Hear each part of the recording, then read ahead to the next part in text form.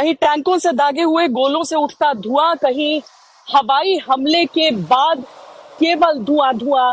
पिछले 22 दिन जो जंग के रहे हैं वो कुछ इसी प्रकार के रहे हैं, जिसके बीच इजराइल लगातार कोशिशों में जुटा हुआ है कि किसी तरीके से हमास के आतंक का जो ढांचा है उसे पूरी तरीके से खत्म किया जाए। इस सब के बीच ये भी हम आपको समझाते हैं कि जो बंधक हैं वो कहां हो सकते हैं और किस कारण इजराइल एक फुल ब्लोन हमले की तरफ, यानी कि जमीनी हमले की तरफ आगे नहीं बढ़ा युद्ध के शुरुआती दौर में। दरअसल गाजा में केवल जमीन के ऊपर का हिस्सा नहीं है जहां पर इमारतें हैं, अस्पताल हैं, अलग अलग ढांचे हैं, बल्कि जमीन के नीचे सुरंग का एक पूरा ऐसा नेटवर्क है जिसमें यह आशंका जताई जा रही है कि उन सारे हॉस्टेजेस को रखा गया हो। यहां तक कि जो 2 महिलाओं को, बुजुर्ग महिलाओं को छोड़ा गया, उन्होंने भी इस बात का जिक्र किया। इजराइल और फिलिस्तीन के बीच करीब 3 हफ्तों से जंग जारी है। अक्टूबर को हमास ने बर्बरता की सारी हदें पार करते हुए करीब 1400 इजरायली नागरिकों को मार डाला। वहीं 200 से ज्यादा लोगों को बंधक बना लिया। हमास इन हॉस्टेजेस को राजनीतिक उपकरणों की तरह इस्तेमाल पहले भी करता रहा है। जिस तरीके का उनका कैरेक्टर है हमास का, उसका डेमोस्ट्रेशन आप 7 तारीख को देख चुके हैं। कहीं कोई शक शुबा नहीं हो सकता कि हमास इस तरह की एक्टिविटी कर सकता है, इस तरह की बर्बरता कर सकता है, इस तरह के खौफनाक काम कर सकता है बिना किसी हिचकिचाहट के। छोटे छोटे बच्चों को मारना, औरतों को मारना, प्रेग्नेंट लेडीज को मारना, 85 साल की वो बूढ़ी जिसको अभी उन्होंने छोड़ा है उसको मारना, ये सारी चीजें अगर कोई ऑर्गेनाइजेशन कर रही है तो उसके और निचले स्तर पर गिरने का शायद कोई डाउट नहीं होना चाहिए। इन बंधकों को गाजा में बनी सुरंगों में रखा जाता है। ये टनल पूरे गाजा पट्टी में फैली हुई है। ऊपर घर बने हुए हैं और नीचे सुरंगें हैं। यानी एक घर की नींव अगर 15 फीट गहरी है तो उसके बाद सुरंगों का जाल है। माना जाता है कि जमीन के अंदर होने के कारण इनको खोज पाना या बम से नष्ट करना मुश्किल है। ये सुरंगें सामान्यतः 20 से 30 मीटर तक गहरी हो सकती हैं और इनकी ऊंचाई 4 से 5 फीट तक होती है।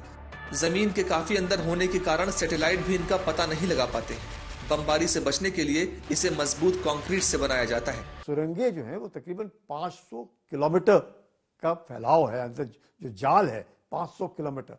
जब मैं 500 किलोमीटर कहता हूँ, आप अंदाजा लगा सकते हैं कि दिल्ली में जो मेट्रो है वो 400 किलोमीटर है और अंदर गाजा के 500 किलोमीटर का एक जाल बिछा हुआ है। हॉस्टेजेस के साथ ये अंदर सुरंगों के हैं।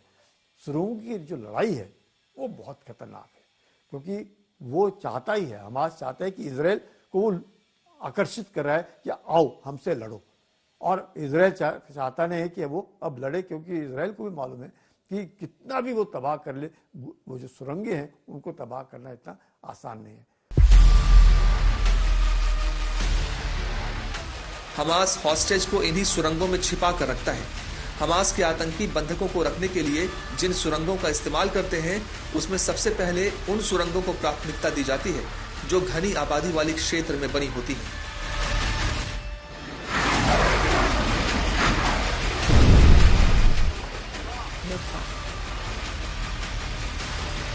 22 लाख की आबादी, और उसमें भी वो सिर्फ नॉर्दर्न गाजा को डील कर रहे हैं और बार बार कह रहे हैं सबको कि आप सदर्न गाजा में पलायन करो, जिससे कि नॉर्दर्न गाजा में हम कार्रवाई। नॉर्दर्न गाजा से भी अगर सुनने में आता है कि 7, 8 या 10 लाख भी लोग पलायन कर गए हैं और तब भी कुछ नहीं हो पा रहा है। मतलब जो सुरंगें बिछा रखी हैं नीचे, उसमें लड़ना बहुत मुश्किल होगा। और आज की तारीख में इजराइल को और कैजुअलिटीज लेना मुझे लगता है शायद कठिन होगा, क्योंकि पहले ही 1-2 दिन में उनके 1400 लोग मारे गए हैं। युद्ध में यही बंधक हमास के लिए सुरक्षा ढाल का काम करते हैं। इस बार भी हमास बंधकों को मोहरा बना के बातचीत करना चाह रहा था। इजराइल का कहना है कि अब जंग के अलावा कोई विकल्प नहीं है।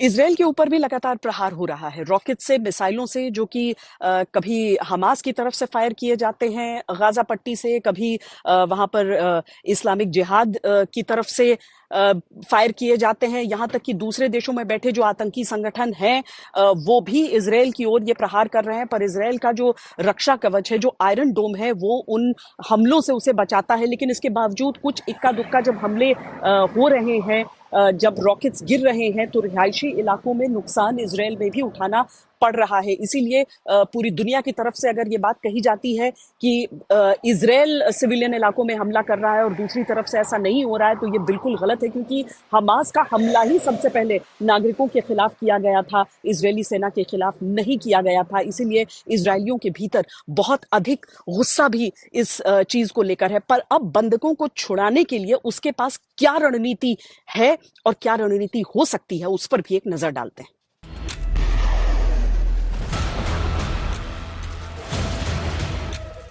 दूसरा, क्या वो हमास से बात करे, उनकी शर्तों को माने और बंधकों को वापस लाए।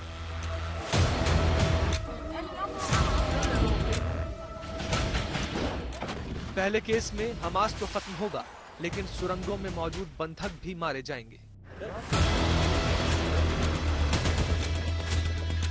दूसरे केस में बंधक जिंदा वापस आ जाएंगे, हमास को फिर कभी नेस्त नाबूद किया जाएगा।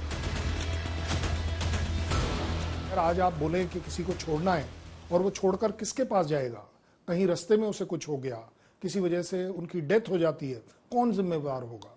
सो अपने आप दोनों पार्टीज कभी इन्वॉल्व नहीं होती, एक थर्ड पार्टी को करते हैं। जैसे अभी एग्जाम्पल भी था कि कतार ने 2 लेडीज को छुड़वाया, उसके बाद 2 लेडीज और छूटी। तो अगर आप ओवरऑल देखें, एक थर्ड पार्टी का मीडिएशन बहुत जरूरी भी है, क्योंकि वो अकेला इस चीज का चश्मदीद गवाह होता है कि क्या दोनों पार्टीज सिंसियरली अपने सो कॉल्ड नेगोशिएशन को, जो भी एग्री किया है, उसको फॉलो कर रही हैं या नहीं। यानी अगर कामयाबी बड़ी मिल रही है तो ऐसा किया जा सकता है, और पहले भी किया गया है। लेकिन इजराइल के लिए अपने नागरिकों की जान सबसे कीमती है। इजरायली सेना की ये जिम्मेदारी बनती है कि वो किसी भी कीमत में उनको कोई नुकसान न होने दें।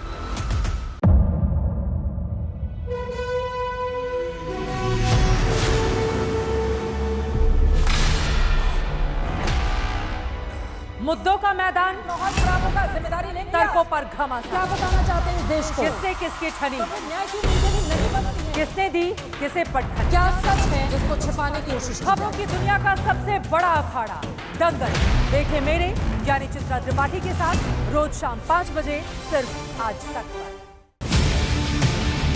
ना पक्ष ना विपक्ष, ना लेफ्ट ना राइट, ना मिर्च ना मसाला, खबरों का बोलबाला, निडर निर्भीक सबसे सटीक स्पेशल रिपोर्ट सिर्फ आज तक पर। एयर रेड के ये सायरन समय समय पर आपको सुनाई देते। शौर्य की, भारत और चीन के बीच साहस की, सभी बाढ़ग्रस्त इलाकों का हवाई सर्वेक्षण किया है। सरोकार की, गाजीपुर में किसान से बातचीत करें। संघर्ष की, कश्मीर को आगे बढ़ना होगा। संयम की, भावनाएं भड़की या दंगे भड़काए गए, सवालों की, जनता के लिए, जनता के द्वारा, जनता की दस्तक। श्वेता सिंह के साथ सिर्फ आज तक पर। इस समय पूरी दुनिया में लोग कंफ्यूज्ड हैं। वो समझ नहीं पा रहे हैं क्या सही है क्या गलत है, क्या सच है क्या झूठ है, और ये स्पष्टता हम आपको अपने इस नए शो में देंगे। सब कुछ ब्लैक एंड व्हाइट में बताएंगे। इस शो में मेरे बालों के अलावा कुछ ग्रे नहीं होगा। हर खबर ब्लैक एंड व्हाइट की तरह बिल्कुल स्पष्ट होगी।